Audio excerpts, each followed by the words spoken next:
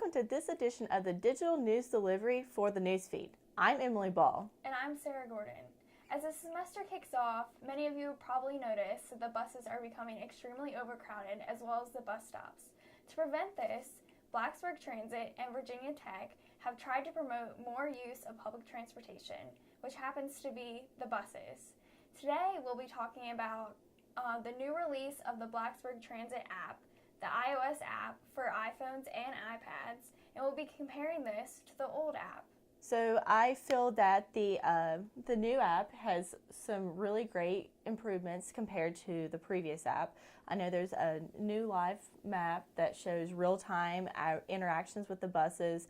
It shows capacity of the members of people on the bus, as well as all the bus stops in the order of the route that they will follow.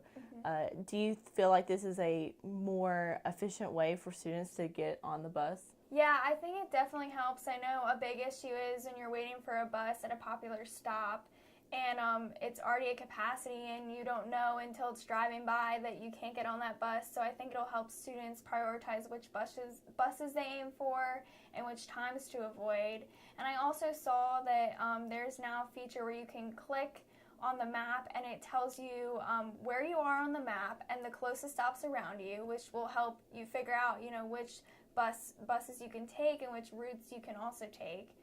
So I thought that was extremely helpful in planning your trip. The old app was like super clunky. It had like a little box that showed the times slots for the buses and abbreviations, and they're at the stop you were closest to. And then most of the time the plan your trip feature didn't work, or the address that you were trying to get to didn't pop up, and it was just super slow, and honestly it was inefficient. The new update is really, it's like super quick. You know where things are, and I like how the buses move. Yeah.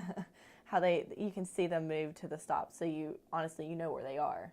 Well, I also appreciate with the real-time factor that if a bus is running early or running late, it'll show that, whereas the old app would just tell you when the bus was supposed to be there. They also have a few new features of alerting you in case of emergency detours or differences in routes or delays. So I think when that comes to it, students will also be able to understand easier why their bus is running the way it is. Last fall, I believe that a tree was down, and students didn't know that the bus was late. And that BT app students couldn't go to it and see because it didn't show the delay. They had to go to the website. And I'm pretty sure the website and this new app are closely related because they feature off of one another, especially with the live map.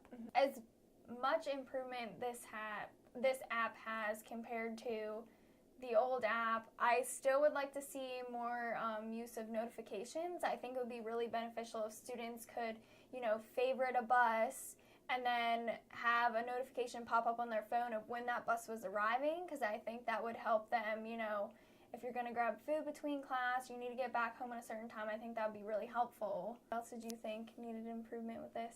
Well, aside from the live map being like super helpful and you're able to click and find your location and bus stops, I do think it is kind of clunky. I mentioned that earlier about the old app. I think it's like just intimidating because you have all these buses and you're like, oh, what color is my bus? But they also have in one of the little banners at the bottom you can select from routes or you can select from the stop. But I feel like the live map, you should have a step to show like your home bus, because most students take the same bus back to and from their apartment complexes or whenever. So I think having definitely a favorite button would be really good. Overall, I think, as we've explained, this app compared with some of the old app features, definitely an improvement, runs more efficiently, updates quicker. I think it's definitely more reliable, especially in such a busy time during the semester for students that are either new to campus or just getting used to the transportation to understand how it works.